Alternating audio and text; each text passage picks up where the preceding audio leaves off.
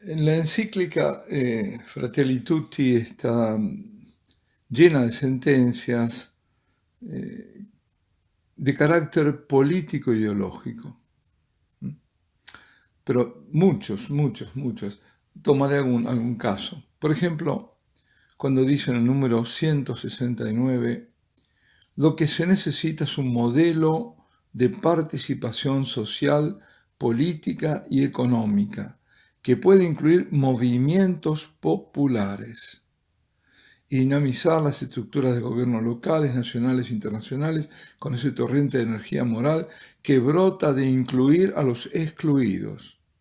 Ahora, la primera pregunta que uno se hace, ¿no? Además de viendo los movimientos populares, ¿quién los incluye? ¿Quién? Es decir, ¿cómo se incluyen? Porque no hay espontaneidad en esto. Y dice luego de incluir a los excluidos en la construcción de un destino común. Bien. Ahora, en esta ideología, el problema es quiénes representan a esos movimientos populares. Porque lo que sabemos, lo que hemos visto, son los marxistas. Es el marxismo o el neomarxismo, ¿no? Cambia, la dialéctica es la misma.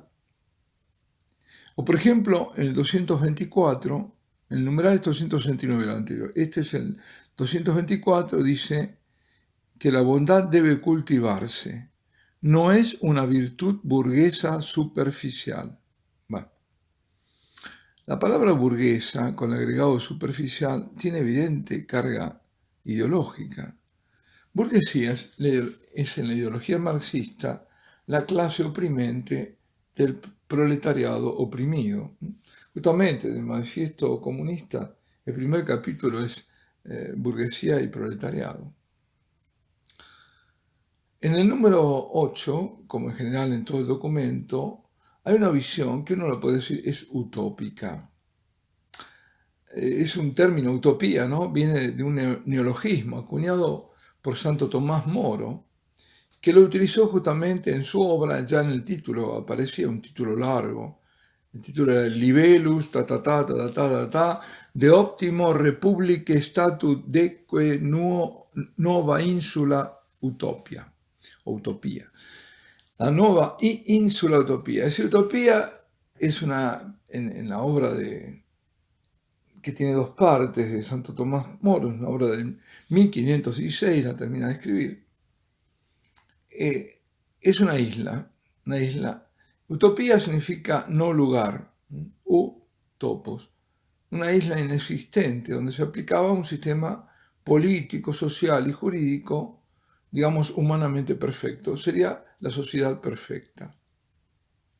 Santo Tomás Moro se estaba adelantando 3 siglos al manifiesto comunista en la búsqueda de esa sociedad perfecta. Claro está que el desenlace de Tomás Moro y sobre la propuesta y sobre cómo se alcanzaba no tiene nada que ver con los comunistas, totalmente opuesto.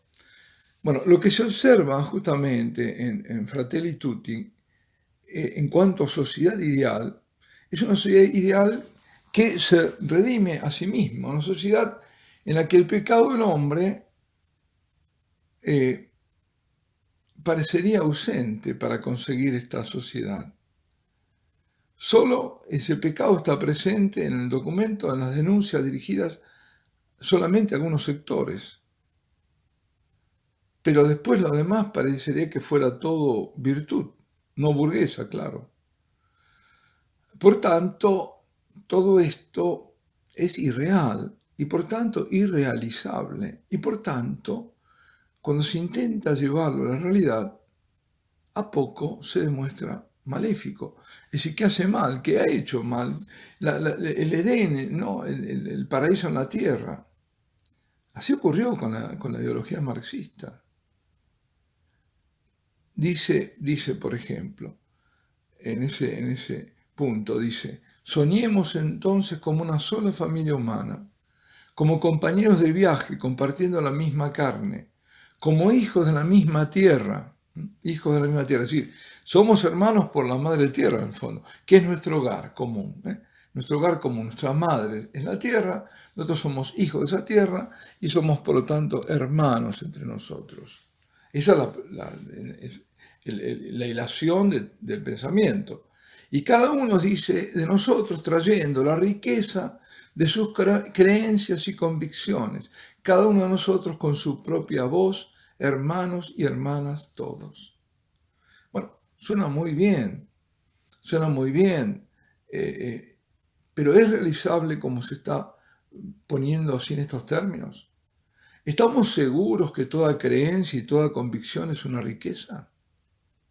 Cuando vemos el inmenso abanico de creencias y convicciones que se oponen unas a otras en ese abanico totalmente, y que hacen por lo tanto imposible la convivencia, ¿no se caerá entonces una especie de indiferentismo moral?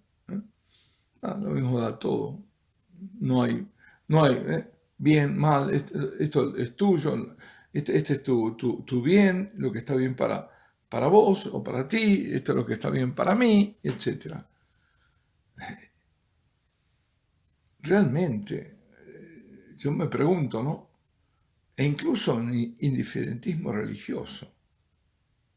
Precisamente en esta perspectiva, una vez más se nota que es una fraternidad puramente humana, en el sentido de no trascendente, que se realiza a sí misma en la horizontalidad, prescindiendo de Dios, del Dios revelado por nuestro Señor Jesucristo, prescindiendo de Jesucristo. Porque nadie llega al Padre sin el Hijo y nada podemos hacer sin Él. Y tanto es así que para promover la fraternidad universal, que se hace desde abajo, en esta sola familia humana, primero es necesario inhibir y negar después la evangelización. Porque ahí ya hay una definición.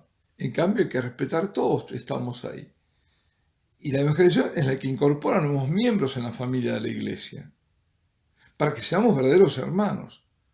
Por eso, coherente con el llamado de esta fraternidad universal, es poner en ridículo, prohibir el proselitismo. Es una tontería. Hay una coherencia, porque ya ahora vemos cuál es la fraternidad. Parecería en esta cíclica replicarse el sueño del Edén en la tierra, en el paraíso, por el esfuerzo, por la sola buena voluntad de quienes se dicen hermanos porque habitan un mismo planeta. Bueno, el comunismo no lo hace por la buena voluntad, sino forzando, ¿no? Es la revolución. Aquí no, parecería que no. Justamente lo que nunca ocurrió, porque el pecado lo impide, esa fraternidad. Sin conversión a Dios no es posible. Sin conversión a Dios no es posible. No hay posible reconciliación ni nada si no me convierto a Dios y al Dios verdadero. No es posible la hermandad siquiera. Quiero decir, para aquellos que son hijos de Dios, por el único Hijo. No nos hemos peleado, protestantes, católicos, todos cristianos. Hijos de Dios. Sin embargo, sin conversión, aún los que se podrían llamar hermanos entre ellos, no lo son. Ni tampoco habría posibilidad de proximidad. Y si me permiten, este es un neologismo bergoliano, porque él ya cuando era obispo hablaba de proximidad, ¿no? Para indicar justamente el reconocer a otro como prójimo. Es decir, al que no es hermano, según lo estrictamente correcto, se busca la felicidad de la humanidad, la perfecta convivencia mediante la fraternidad universal.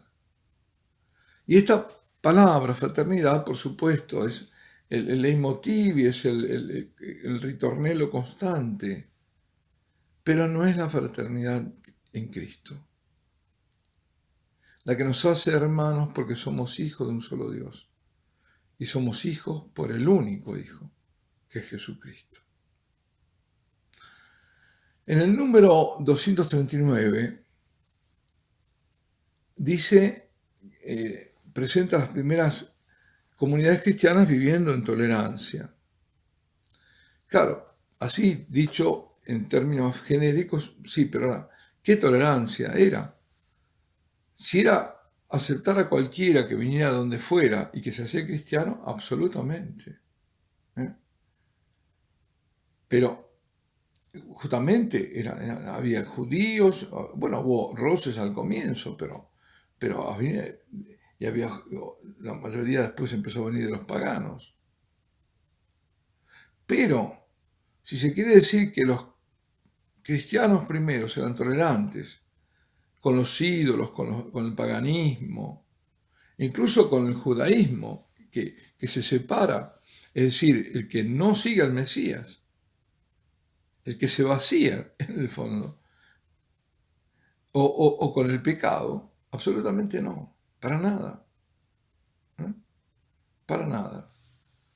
Nos recordaban el episodio en que San Juan y los que lo seguían en Éfeso no se atreven a entrar bajo un mismo techo porque había un hereje muy conocido y por miedo a que la casa se derrumbara sobre ellos por un castigo divino.